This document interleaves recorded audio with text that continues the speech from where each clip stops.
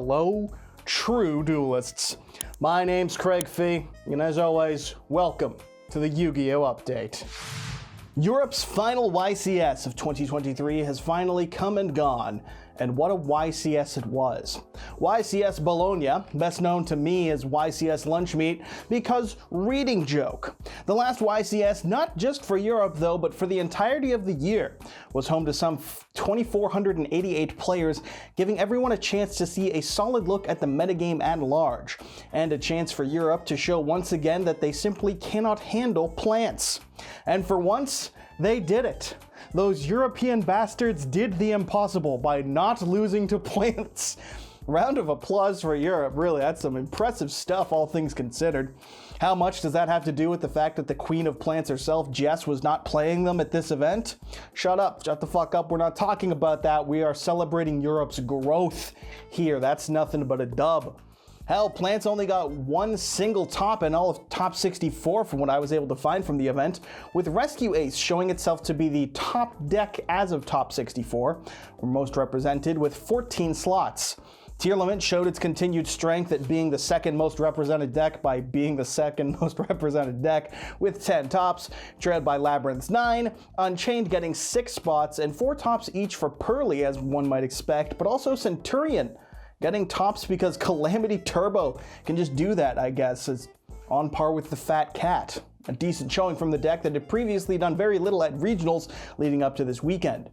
And Fire King as well, getting 4 tops in top 64. The new budget structure deck for the meta? No, because the best version, definitively with no contest, is the one playing the Diabellstar engine, shown by the fact that each of the topping lists was playing that engine. So, if you're looking to play it, the majority of opinions for budget players would lean you to a more Dogmatica engine-focused build, and I've seen some people talking up the Tri-Brigade Fire King build if you're looking for a more, ouch my wallet, I can't afford that style of build. So, Copium gets huffed all the time. Maybe you can do it too for Fire King.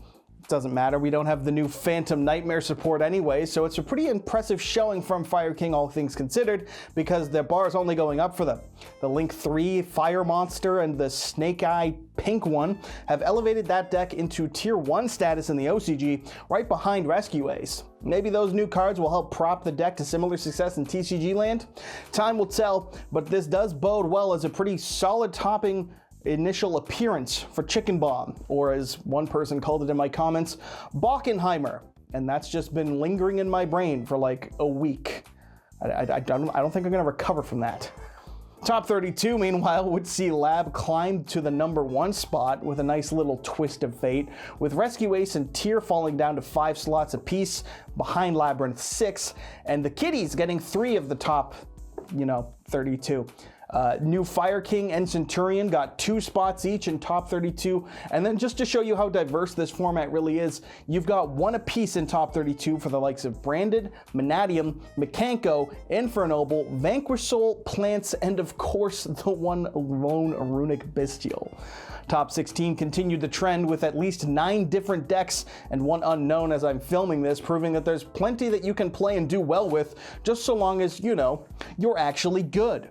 Top 8 showed that the real top dog of the event was definitively Labyrinth, with it being the only deck with more than 1 player representing it, and the one-offs consisting of God's strongest branded player, Pack on those French bastards yet again, a gambling addict, the Fire Brigade, and Runic's biggest simp. And that was, of course, the Runic Bestial deck that could, piloted by the one and only Joshua Schmidt, truly a Schmitty Runic classic brought to the YCS that he claimed he was the least prepared for. He just wasn't really all that in it at this YCS, according to him leading into the event. Piloting his deck that he described as not bad. But as it turns out, when your deck is not bad and you're a fucking world champion tiered duelist, doesn't really matter because you can go ahead and take the win. Congratulations, of course, going to Josh for his 4th YCS win, following up his win at YCS Utrecht last year, and of course, becoming the Master Duel World Champion in August of this year. What a fucking phenomenal showing. That round, game 2 and top 8, oh my god, what a duel. What a competent duelist. It's almost like he's a fucking champion. Oh, and now of course we can all replace that iconic Ray meme with the new Quem meme, because Yu-Gi-Oh players just are not that intelligent, but I'm not hating because I'm also doing it and laughing at it as well. And of course, I'll give a huge congratulations to his opponent Anthony, the second place competitor at the event. This was Anthony's second not only YCS top from what I've been able to find, but his second time getting second at a YCS after placing second at YCS Lyon earlier this year. No small feat to get second at a YCS with near 2,500 players in attendance, so kudos to the kid. I'm sure his win will be coming soon enough. The next YCS won't be until late January of next year, with the Latin America Remote Duel YCS taking place on the weekend of January 27th and 28th, and the next in-person YCS, it will be the Team YCS in San Jose on February 17th and 18th. And you know what that means. I'm going to be talking about some just straight bullshit for like the next 4 weeks on these updates. I cannot wait. In some other Bologna news, getting to the event was apparently more than half the damn battle as well. Flight delays hit just about everyone trying to attend this event, with some truly entertaining series of tweets being the condolences for those of us not going. My condolences go to Mr. Ding Kang Pham, a player as talented at the game as he is unlucky in regards to traveling. I'm talking about multiple flight delays, baggage being lost, trains being delayed, buses switching like stations at the last minute that he had to, haul ass to get to. Don't worry, the train ride home was also delayed as well, meaning that both sides of that trip were just a true test of patience. Hell, not even the champion was safe, with Josh graciously giving us not only this picture that I've inevitably used for the thumbnail of this video, I'm sure, and also just the fact that his train got delayed for 4 hours after he was tweeting out how nice it is to ride a train when everyone's getting their flights canceled. I'd say that it's karma, but then again, he went on and won the whole fucking event, so was it really? It's just tempting fate. That's all it is. The only thing I can really tell you is that God truly does hate Yu-Gi-Oh players. Shit, Triff slept in on day 2 and missed out on the back half of the entire event. Not even getting into Bologna and being there was an assurance that you could make it to the event. That's just the way people were tested. The moral of the story, of course, is simple. Watching people post a continuing series of selfies on Twitter as the travel breaks their entire core spirit of their being is pretty fucking funny. It sucks and I send my sympathies, don't get me wrong. Karma will destroy me for this segment, but goddamn was it funny. And in Master Duel, there's of course the Duelist Cup event running this week, for those looking forward to ultimately grinding out a weekend away of suffering and cockroaches, just for that chance to attend Worlds in the Master Duel World Championship. And the final MCS of the year took place this past weekend as well. Won out again, once again, by MathMech, because as many agains as you can fit in one sentence, kids, just roll with it. That's ultimately because one card combo plus as many hand traps as you fucking want does happen to be enough to win out events. It was nice to see plenty of Vanquish Soul in the tournament overall, with the deck being the second most represented. It's kind of nice to see that Master Duel is also in a bit of a MUT format with plenty of options. It's just a shame that MBT events are contractually obligated to be won by exclusively Cyberse decks 66% of the time minimum.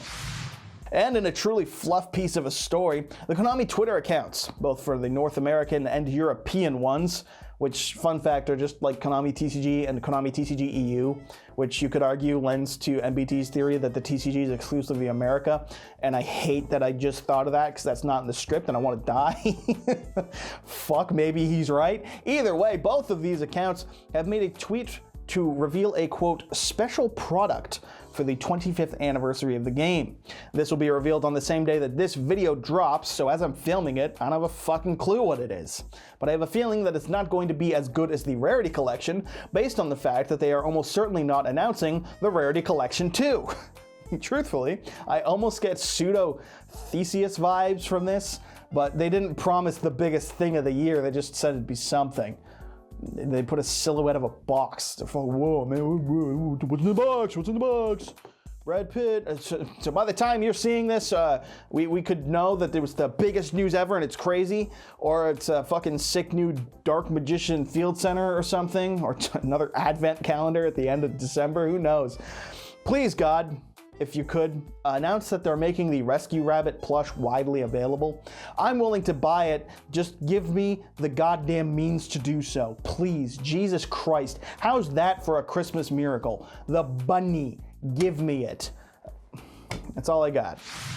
And in a bit of community news, I'm going to elect to neglect to talk about the Salamangreat combo rapping story that went on this week, because if you'll allow me a week to process what the fuck that was about, kindly, that'd be appreciated, because that was the absolute insanity on multiple levels in both a very serious manner and also a why the fuck was it just over a fucking salad? Either way, I choose instead to focus on a bit of positivity and highlight a great success by the community's own Team Samurai X1.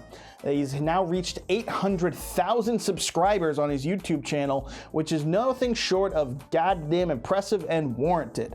However you feel about Sam as a YouTuber or anything, you can't watch Duel Night and not appreciate the work that is put into what he does. Regardless of how you feel about him, that is a tremendous accomplishment and well-deserved, and I, for one, am proud of the kid. I can't wait to report on him hitting 1 million, because that's what's inevitable when it comes to Team Sam. He's simply too loud not to reach it.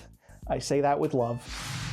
And of course, shoutouts this week go to the LIFD Magnetic Display for continuing to sponsor the update. The #1 way to support my channel currently, and the true duelist approved way to show off all your favorite cards.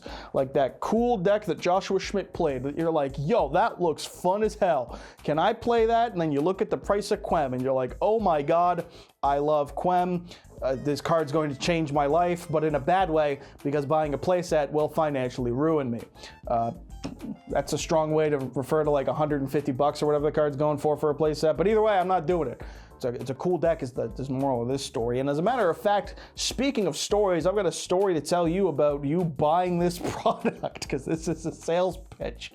Promo code YGOStrats15 will get you off 15% from this bad boy here, whether you want the 3-piece a la here or the single one that is also available. Check it out, and a big thanks to LIFD for supporting the channel as always. So that wraps it up for this week's update. We'll see what the hell happens next week. Can't be any worse than all the fun stuff we saw this week, so I can't wait. But until then, hit subscribe. Make sure you do. You'll immediately impress your smoking Italian wife. She will be absolutely stunned and gunned. Your finger guns, and then you'll become a true duelist, is where this all leads to, as I'm going to end by saying please subscribe and become a true duelist.